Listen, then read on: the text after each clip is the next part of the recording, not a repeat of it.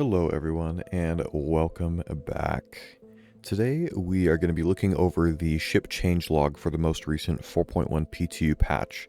There's actually been quite a few changes to a lot of different ships. Some of them are very minor things, so we won't go over every single ship because that would take quite a long time, but we are going to go over the ships that have had more significant changes or adjustments made to them, but going off of the most recent patch. So let's go ahead and get into it.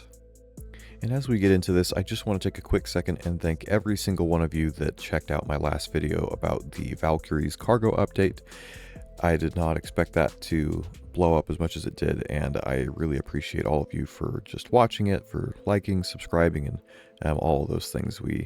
I said yesterday in that video we were almost to 500 subscribers, and now I think I'm over 650, so crazy amounts of support, and I am so thankful to every single one of you for that. And I'm just going to keep trying to make really good videos for you that help you, that are enjoyable for you to watch.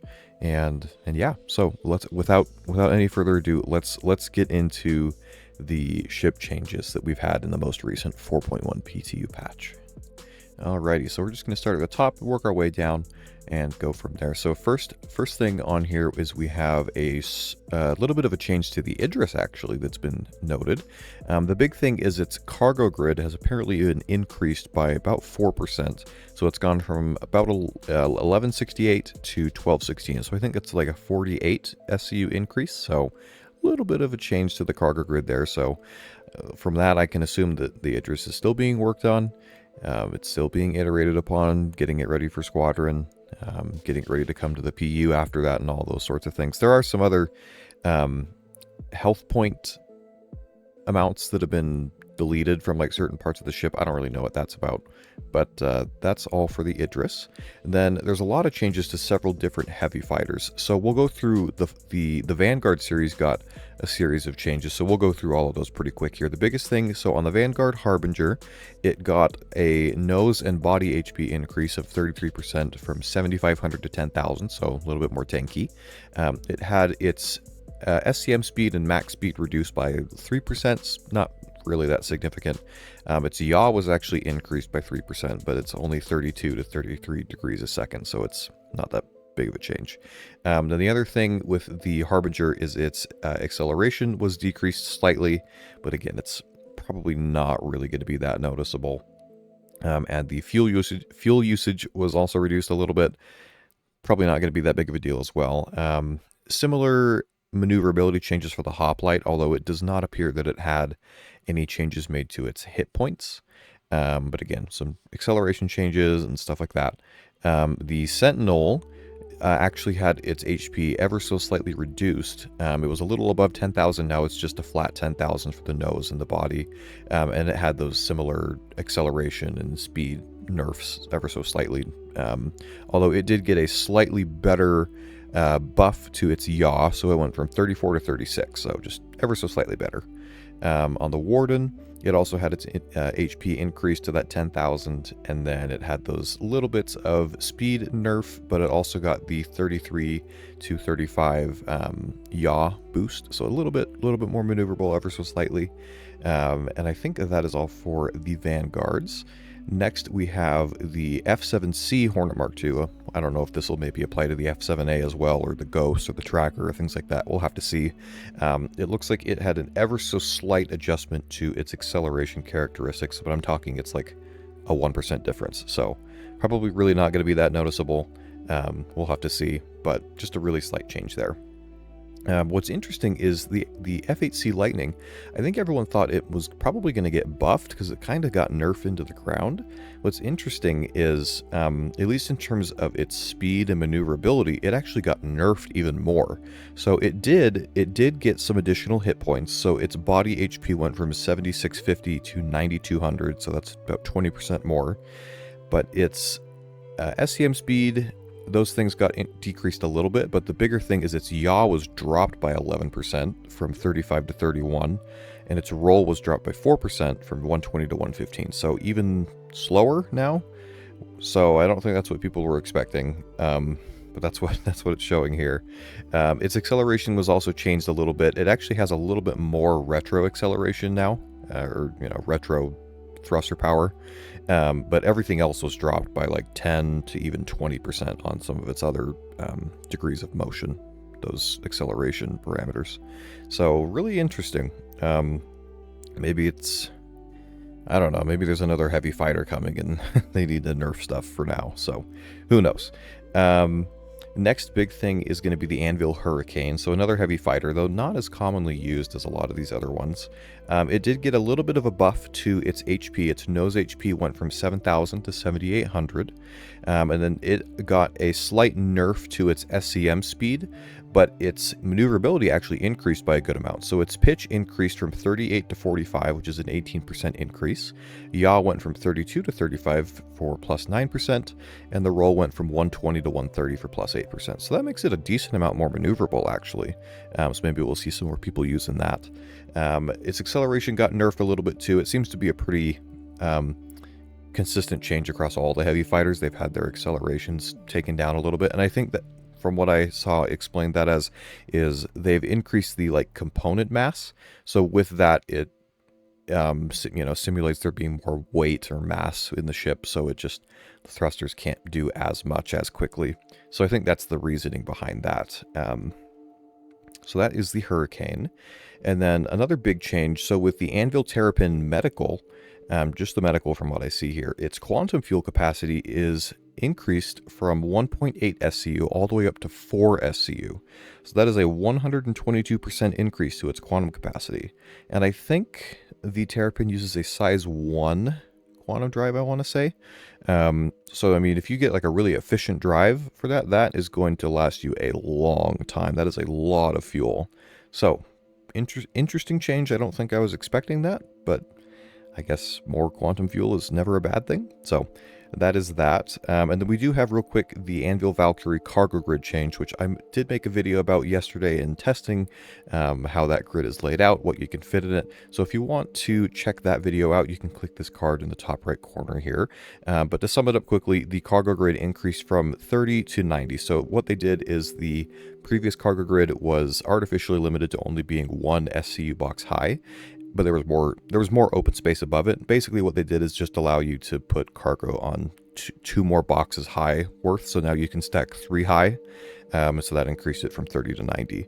It did also get a little bit of external storage. Apparently the Valkyrie did not have that before, so it does have that. There's some lockers that are by the door-mounted guns, and that serves as the external storage for the ship. Next, we have some slight adjustments to the Spirit series. So both the A1 and the C1, they had their thrust capacity changed a little bit. I think it was ever so slightly buffed from what I can see. But that's about all I'm seeing for that. The component mass changed, but that's been kind of the case for every ship. But yeah, so a little bit of a thrust adjustment there. The Drake Corsair did have a pretty big change. It's not entirely spelled out here in this changelog, but I believe the pilot does have control of all 6 pilot weapons now. Although when you have someone in the co-pilot seat at the moment, this is probably bugged, by the way. When there's someone in the co-pilot seat, they take control of the bottom 2 pilot weapons. But when they're not, you have all of them. But they've also changed the weapon sizing. So the 4 central pilot guns around the cockpit have been changed to size 4s, whereas the wing guns have been changed to size 5s. So the Drake Corsair now has 4 size 4s and 2 size 5s, which from what I've seen puts it slightly ahead of the Connie in terms of DPS. But again, if you have that wing broken off that has the 2 size 5s on it, that is going to be a hefty repair bill. So I think that's what this change is signifying, is that it's just the DPS has changed, but that's just because the gun layout has changed a little bit. So we'll have to do some more testing on that in the PU once we can get back in there, since they took down the PTU patch because it was being a little unstable. So that is the Corsair. And then all of the Cutlasses got a decent bit of a buff, I would say. So the Cutlass Black, and I believe the other ones got a slight body and tail HP buff from 6,000 to 6,500. They all had their SCM speeds increased ever so slightly. The roll increased ever so slightly, and then their acceleration was buffed a actually good amount. So main Main thrust was buffed by 39% from 7.4 to 10.3 Gs. The retro was increased by 52% from 2.5 to 3.8 Gs. And then a little bit increase to the strafe. The up is up 37% from 6 to 8.2. That makes sense because of those big VTOL engines that the Cuddies have. And then ever so slightly a nerf actually to its downward thrust, although it's 2%, so minus 2%. So probably not going to be that noticeable. But I believe those apply, from what I have seen, for the most part, to all of the other Cutlasses as well. So they get the little bit of a boost to health points, boost to maneuverability, and things like that. Next, we have some slight changes to both the Mirai Guardian and the Mirai Guardian Chi or Kui, or however people, I don't know, however you say it. So we have a slight reduction to the hit points on the Geo body. I assume that's the main body of the ship. Ever so slightly, it's like a 3 to 5%. The main Guardian's 3%. The Mirai Guardian Chi is minus 5%, but it's a very slight HP reduction. They also have actually had their maneuverability buffed, which is good, because I thought the Guardian was supposed to be a little more high performance heavy fighter and be more maneuverable, kind of like the Fury. So both the pitch and yaw on both of them have been buffed by 7% from 37.5 to 40, and the roll on the Guardian Chi has been increased by 4% from 120 to 125. So decent little maneuverability buff on those. So we'll have to test that out and see how that goes. Next, we have a couple of slight adjustments to the Origin 325A and the Origin 350R. Mostly, it's just going to be ever so slight adjustments to its acceleration. So it's like minus 1%, minus 2%. So a really, really slight nerf to its acceleration. But that's all for those. And then the RSI Scorpius and the Scorpius Antares have gotten fairly significant changes. It's also in the heavy fighter class, and that was getting that whole archetype was getting a rebalancing. The Scorpius has gotten a slight increase to its SCM speed, so it's a little bit quicker. Its pitch has been increased from 38 to 40. Its yaw has been decreased from 35 to 30, and then its roll has been increased from 140 to 145. So some buffs on some of those things, a little bit of a heavier nerf on the yaw for some reason, and then its acceleration has even been increased more. I know that the Scorpius is already a very fast ship in a straight line, especially boosting, but it's had an 8% buff to its main thrust, 23% buff to its retro thrust, and then strafe has gone up 6%, and then its upward thrust has gone up 2%, but the downward thrust has gone up 31%. So pretty significant acceleration buffs for the Scorpius, which is interesting to see. But yeah, and then that is all on the Scorpius, and that is going to conclude the changes for specific ships. But then there are some other changes that are listed here that we will now go through.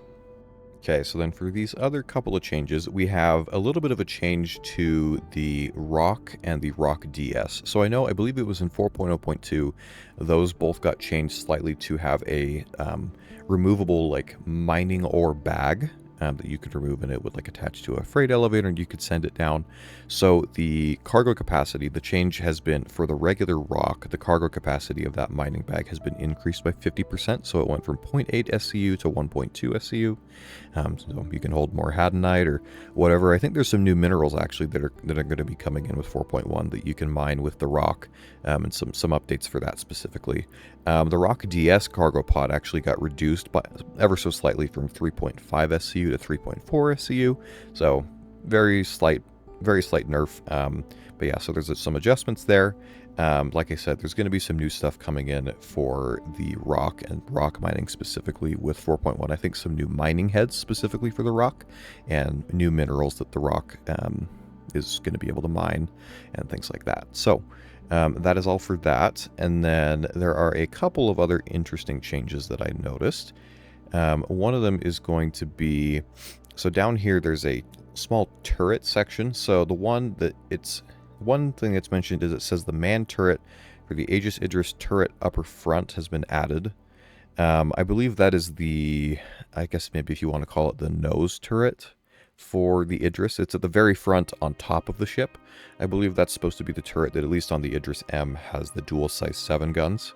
So I don't know, I'm not entirely sure what that change would be, but that's on there. The more interesting thing to me, though, is the second thing under this turret section.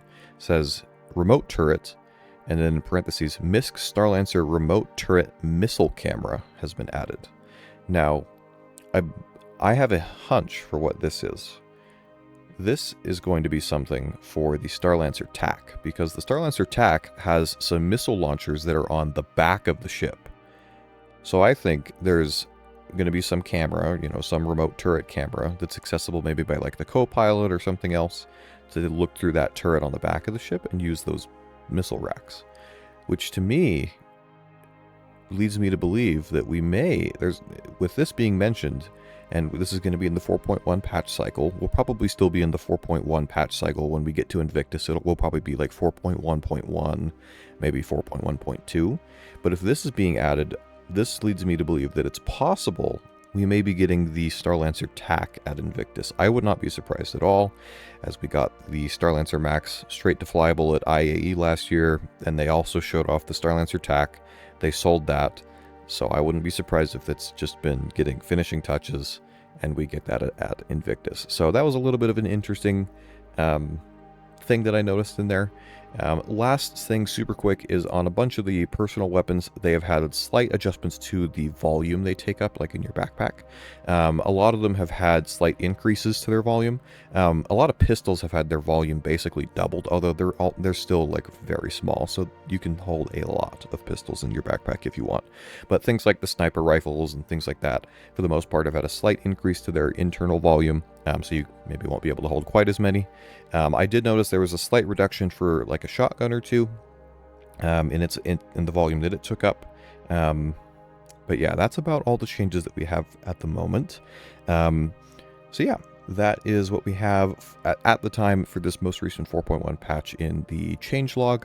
I will link to SP Viewer if you yourself want to take a look at this a little bit more in depth. Like I said, there's a couple other minor changes for some ships that I didn't take a look at because they're so minor it would have just taken a lot longer to do that. But if you enjoyed this little bit of a walkthrough on these ships and have a little bit of a breakdown, make sure to hit the like and subscribe button, as it really helps the channel. I appreciate every single one of you yet again for being so supportive, and just going to keep trying to make the best videos I can, and stay on the lookout for some more 4.1 videos coming this week. And until then, I'll see you next time.